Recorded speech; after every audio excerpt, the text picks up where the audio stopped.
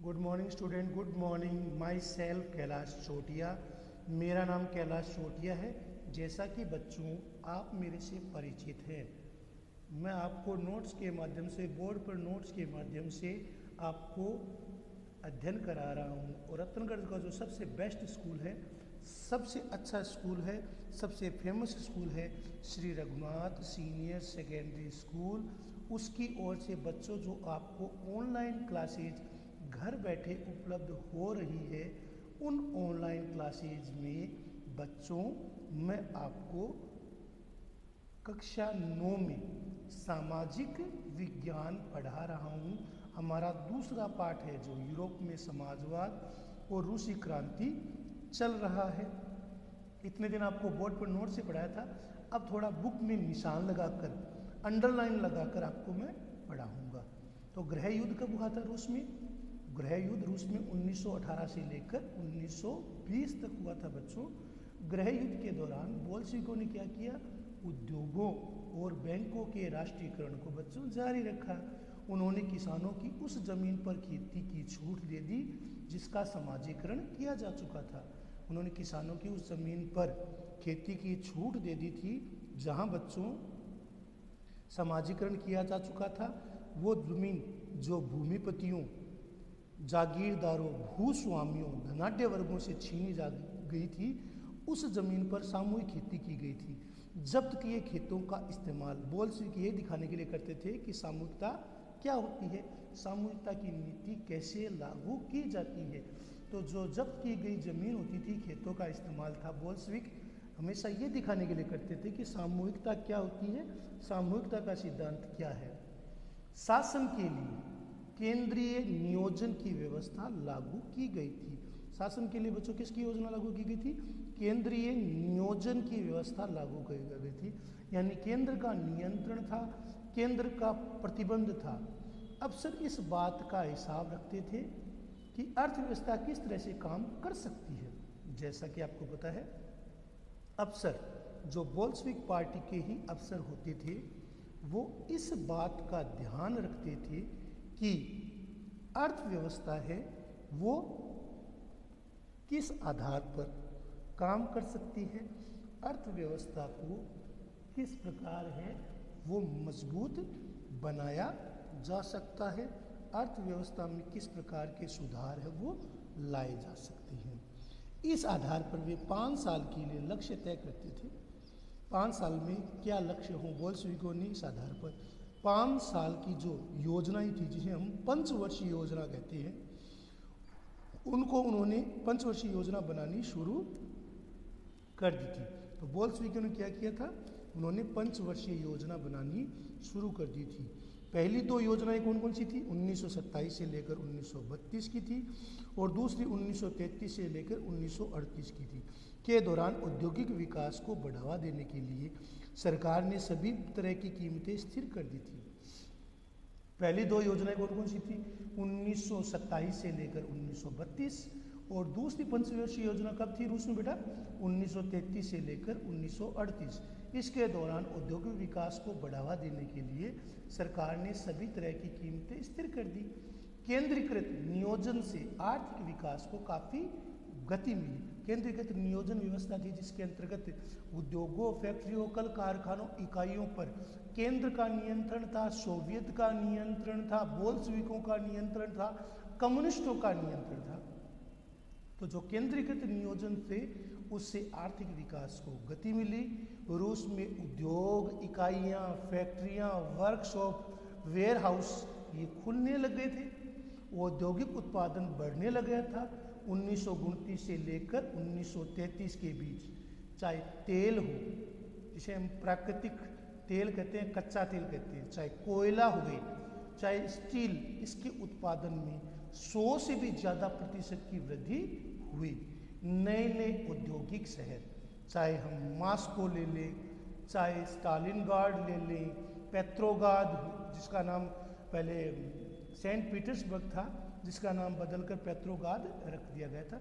तो नए नए बच्चों औद्योगिक शहर है वो अस्तित्व में आए थे। नए नए औद्योगिक शहरों का अस्तित्व था वो सामने आया था। मगर तेज निर्माण कार्य के दबाव में, तेज निर्माण कार्य के दबाव में जो कार्य स्थितियां थी वो खराब होने लग गई थी। तो मगर जो तेज निर्माण कार्य था उसके दबाव में कार्य स्थितियां वो तेजी से खराब होने लगी थी। मैग्निटोगोर्स्क शहर में एक स्टील संयंत्र का निर्माण कार्य 3 साल के भीतर पूरा कर लिया गया था। एक स्टील संयंत्र था, उसमें निर्माण कार्य मात्र 3 साल में पूरा कर लिया गया था। लेकिन इस दौरान मजदूरों को बड़ी संख्या में बड़ी सख्त जिंदगी गुजारनी पड़ती थी, जिसका नतीजा यह हुआ कि पहले साल में 3 साल में पूरा हुआ ना, तो पहले साल में 550 बार, दिन में करीब 2 बार काम रुक जाता था। रिहायशी क्वार्टर में जब जो मजदूर रहते थे, जिसके अंतर्गत आपको मैंने बताया था कि भूस्वामी और जो धनाढ्य जमींदार, इनके जो बड़े बड़े घर थे उनको छोटे छोटे क्वार्टर में बदल दिया गया था और उनमें मजदूरों को रहने दिया गया था। तो रिहायशी जो क्वार्टर थे उनमें जाड़ों में शौचालय जाने के लिए 40 डिग्री कम तापमान पर भी, -40 डिग्री कम तापमान पर भी लोग हैं वो 4थी मंजिल से उतरकर सड़क के पार दौड़कर जाते थे और शौच वगैरह करते थे। तो इतनी भयंकर स्थिति के अंतर्गत उन्हें काम करना पड़ता था। एक विस्तारित, इसके अंतर्गत बोल्शेविक क्रांति के बाद एक विस्तारित शिक्षा व्यवस्था विकसित की गई थी 18 अगस्त को, और फैक्ट्री कामगारों और किसानों को विश्वविद्यालय में दाखिला देने के लिए खास इंतजाम किए गए थे। और किसानों को विश्वविद्यालय में दाखिला देने के लिए खास इंतजाम किए गए थे। चाहे महिला कामगार के बच्चों के लिए, महिला कामगार थी, जो महिलाएं कामगार थी, जो महिलाएं थी जिनके साथ बच्चे काम करते थे, तो बच्चों के लिए ही फैक्ट्रियों में क्या किया गया था, बालवाड़ियाँ खोल दी गई थी। बालवाड़ियों में जो बच्चे थे वो खेलते रहते थे। सस्ती स्वास्थ्य सेवा, एकदम सस्ती से सस्ती, फ्री ऑन कॉस्ट सेवा उपलब्ध कराई गई थी। मजदूरों के लिए भी रिहायशी मकान बनाए गए थे। जैसे मैंने आपको बताया था कि बड़े बड़े जो शहर थे उनमें से जो बड़े बड़े क्वार्टर थे जिन पर भूस्वामी, पूंजीपति, जमींदारों, धनाढ्य वर्ग, वाइट्स का कब्जा था, उन इलाकों को छोटे छोटे क्वार्टर में बदल दिया गया और मजदूरों के लिए वो मकान दे दिए गए थे। लेकिन इन सारी कोशिशों के नतीजे सभी जगह एक जैसे नहीं थे, क्योंकि सरकारी संसाधन तो बच्चों सीमित थे, सरकारी संसाधन है वो सीमित है। अब हम वापस दूसरे वाले पेज पर, वापस पीछे वाले पेज पर आते हैं। जैसा कि आपको पता है, अक्टूबर क्रांति के समय मध्य एशिया की 2 दृष्टिकोण, इनके बारे में हम पढ़ेंगे। एमएन रॉय जो भारतीय क्रांतिकारी थे, मैक्सिकन कम्युनिस्ट पार्टी के संस्थापक और भारत, चीन और यूरोप में कॉमिटन्स के प्रमुख नेता थे। एमएन रॉय क्या कहते हैं,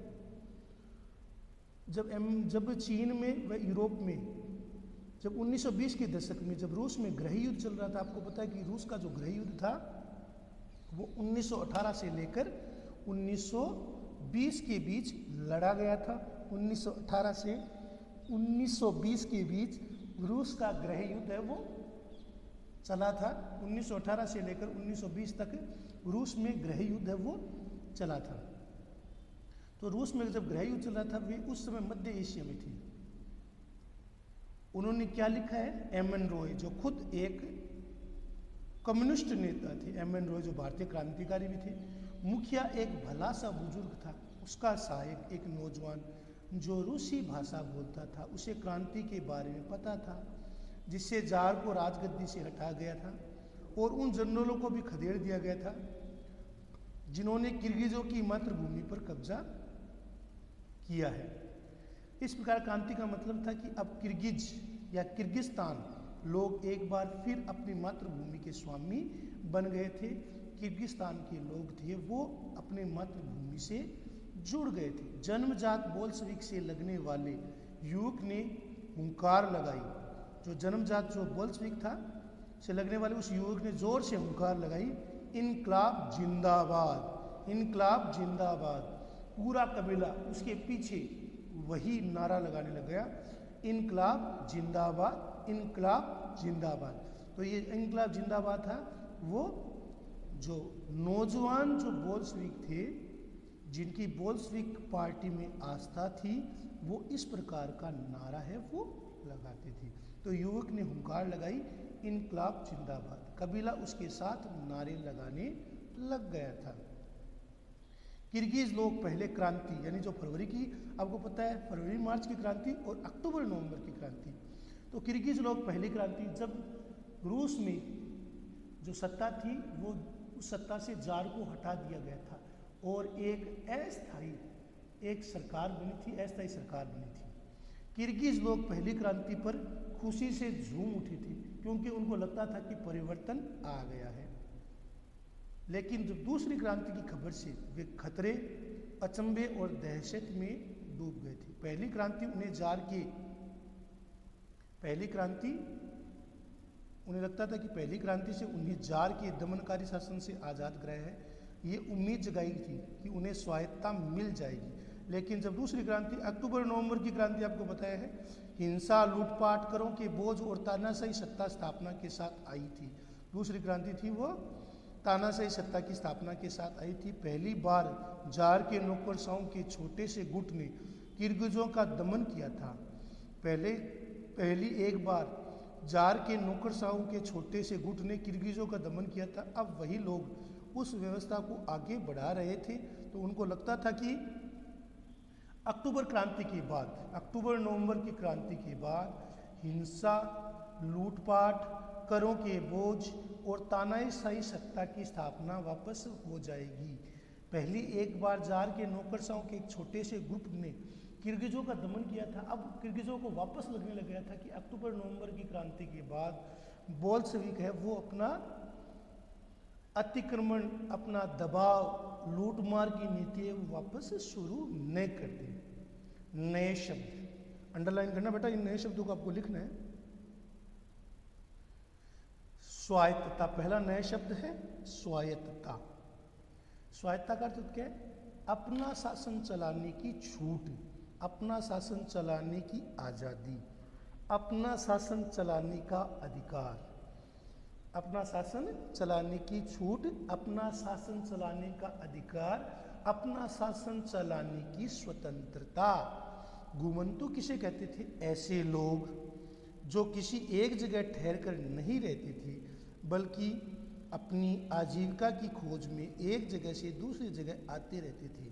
तो घुमंतु किसे कहते थे? ऐसे लोग जो कभी एक जगह ठहर कर नहीं रहते थे बल्कि आजीविका की तलाश में, भोजन की तलाश में, खाने की तलाश में, आजीविका की खोज में एक जगह से दूसरी जगह आते रहते थे। तो तीन अंडरलाइन शब्द हो गए, एक, दूसरा घुमंतु, दो, और तीसरा है कार्यस्थितियाँ, काम के हालात।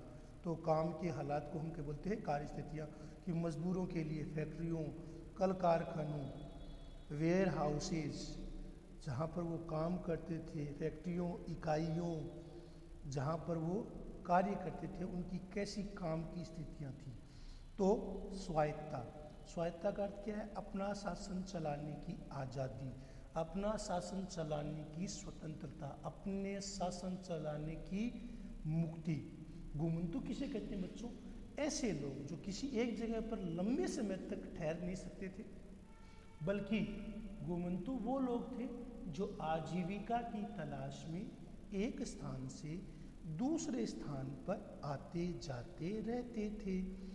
आते जाते हैं वो उस समय रहते थे। तो जैसा कि बच्चों आपको पता है, तो आपको तीन अंडरलाइन शब्द है वो आपको लिखने हैं। स्वायत्तता, अपना शासन चलाने का अधिकार। घुमंतु किसे कहते हैं? ऐसे लोग जो किसी एक जगह टिक कर नहीं रहते थे बल्कि अपनी आजीविका की खोज में एक जगह से दूसरी जगह आते जाते रहते थे। कार्य स्थितियाँ, काम के हालात, काम के हालात को हम क्या बोलते हैं? कार्य स्थितियाँ। तो उस समय की कार्य स्थितियाँ कैसी थी, वो किन कार्य स्थितियों में काम करते थे। तो अब हम पेज नंबर 42 से 43 की ओर जाएंगे। इसमें बच्चों कुछ चित्र बने हुए हैं और रशियन भाषा में लिखा हुआ है। बेटा देखो, ये देखो फैक्ट्रियों से, कारखानों से जो उनके जो चिमनी है उनसे धुआं निकल रहा है। तो कारखानों में समाजवाद, कारखानों के समाजवाद के प्रतीक की तरह माना जाता था। कारखानों को समाजवादी व्यवस्था के प्रतीक के रूप में माना गया था। कारखानों को, फैक्ट्रियों को, इकाइयों को, वेयर हाउस को, जहाँ पर मजदूर दिन रात काम करते थे, कार्य स्थितियाँ बहुत ही खतरनाक थी, तो कारखानों को समाजवाद के प्रतीक के रूप में माना जाता था। और पोस्टर में क्या लिखा हुआ है, देखो ये चिमनियों से क्या निकल रहा है बच्चों, धुआं। तो बच्चों चिमनियों से क्या निकल रहा है, धुआं। तो इस धुएं के बारे में क्या कहा गया, पोस्टर में लिखा गया कि चिमनियों से निकलने वाला, ये रूसी भाषा में शब्द है बच्चों, ये रूसी भाषा की शब्द, ये रशियन भाषा है। तो रशियन भाषा में क्या लिखा गया है, ये ऊपर भी लिखा गया कि जो चिमनियों से निकलने वाला ये जो धुआं है बच्चों, यही क्या है, ये जो धुआं है वही सोवियत रूस की सांस है, वही सोवियत संघ की सांस है। तो चिमनियों से जो निकलने वाला धुआं है बच्चों, वही सोवियत संघ की सांस है। जबकि जो 1920 या 1930 के दशक में जो रूस में जो स्कूल थे बच्चों, उनके स्कूलों की स्थिति देख लो आप।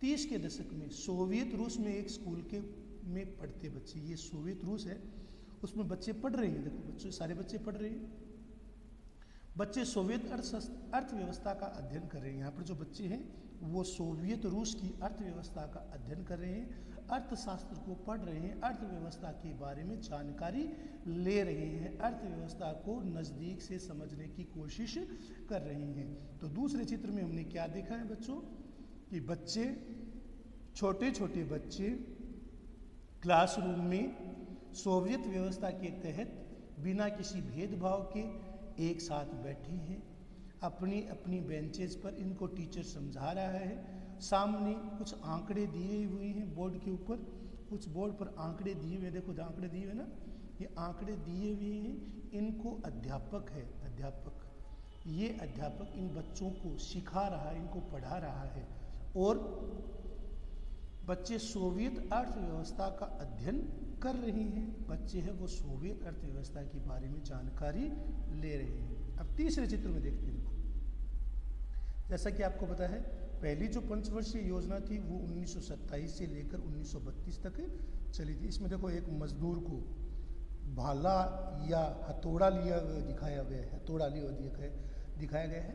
पहली पंचवर्षीय योजना में दौरान मैग्निटोगोर्स्क का एक बच्चा, ये बच्चा सोवियत रूस के लिए काम कर रहा है, ये बच्चा सोवियत व्यवस्था के लिए काम कर रहा है। अब देखो अगले चित्र में, चौथे चित्र में क्या कर रहे हैं, देखो बच्चों, जो 1920 और 30 के दशक में, 1930 के दशक में यानी 1921, 22, 23, 24, 25 के दशक में या साल के अंदर 1921 से लेकर 25 के वर्ष में, 30 के दशक में एक कारखाना में भोजन कक्ष है, भोजन कक्ष है जिसके अंतर्गत सामूहिकता की नीति के तहत सभी मजदूर एक साथ मिल बैठकर खाना खाते थे। तो सामूहिकता के सिद्धांत का पालन किया जाता था।